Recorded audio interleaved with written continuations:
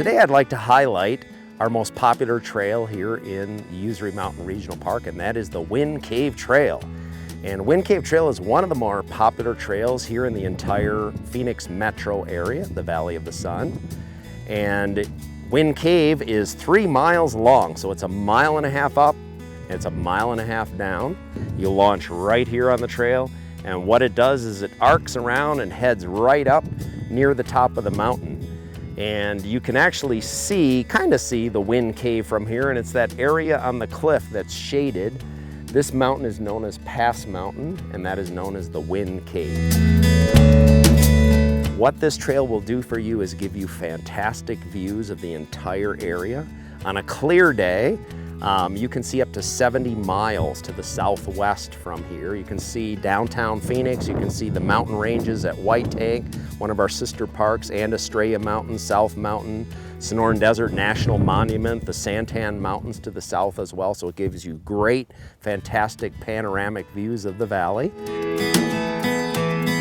Gives you a great introduction to the plants and animals that call our desert home. There's a lot of biodiversity, which are different species of plants and animals.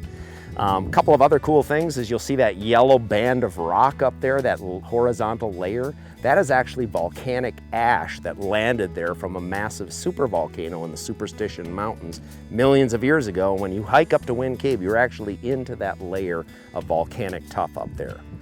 You'll also see a family of chipmunks that lives up there, and it's a species that only lives in that cave here in the park, known as the cliff chipmunks. So when you head on up there, take their photo and say, wow, was this a cool experience to see these little critters, but please don't feed them because we don't want to get them dependent on human food. There are bees up in the Wind Cave, and they've been there, we estimate, somewhere around 40 years, so for 4 decades now. Not the same bees, but the nesting sites have been up there. And the thing we found about the bees is that they will leave you alone if you leave them alone. So just kind of ignore them when you go up there. Actually, they're a feature of that cave.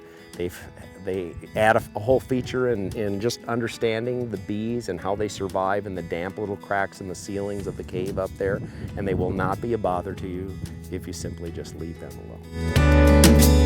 The difficulty level of Wind Cave is moderately difficult.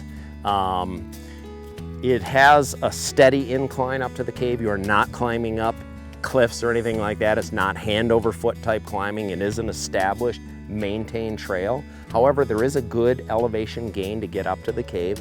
What I recommend to people that might be concerned about gaining 840 feet in 1.5 miles is to go as far as is comfortable for you and then turn around and head on back down. You can go to the halfway mark where there are 20 man-made steps up to the landing zone there, and that's halfway.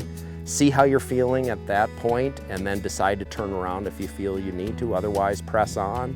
But go as far as you want and then turn around at your comfort.